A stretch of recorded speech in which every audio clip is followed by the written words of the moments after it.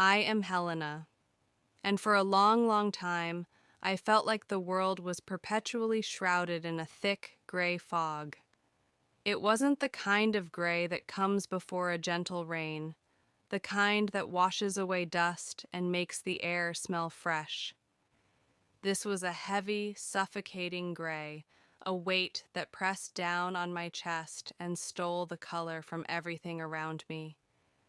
It was depression.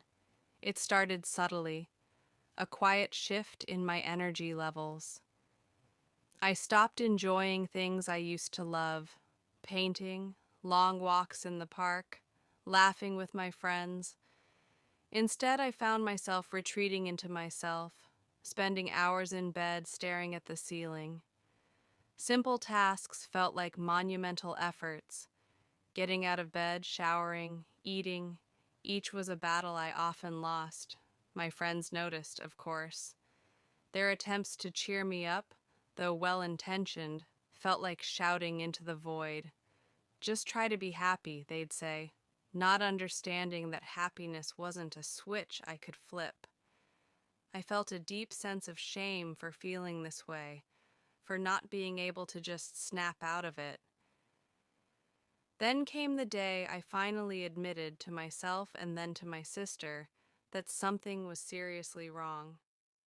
It was a terrifying admission, like stepping off a cliff, but it was also the first step toward the sunrise. My sister, thankfully, didn't offer platitudes.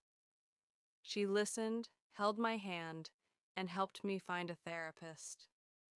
The therapist's office was daunting at first, but she was kind and patient.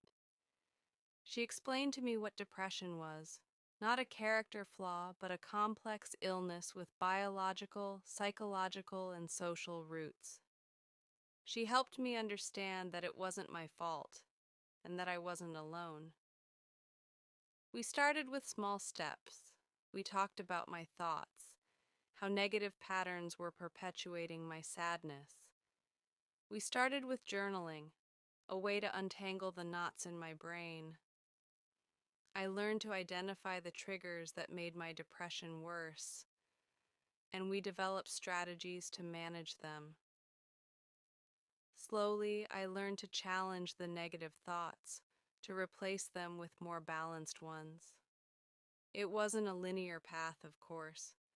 There were days when the fog seemed to return, days when I felt like I was back at square one.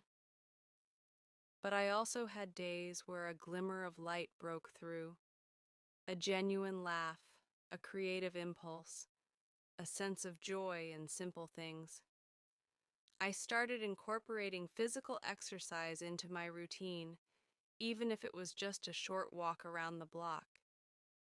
I rediscovered the pleasure of painting, expressing my emotions on the canvas in vibrant colors I hadn't felt in a while. I found support in online communities and made a conscious effort to spend more time with my loved ones. I also learned to be kinder to myself, to accept that setbacks are part of the process. It's been a long journey, and I'm still on it, but the gray fog that once enveloped me has started to lift. I've learned that depression is not a life sentence, that there is light and color to be found even in the darkest places. I'm not entirely cured, and I know there will be days where I need extra care and understanding, but I now have the tools and the strength to navigate those moments.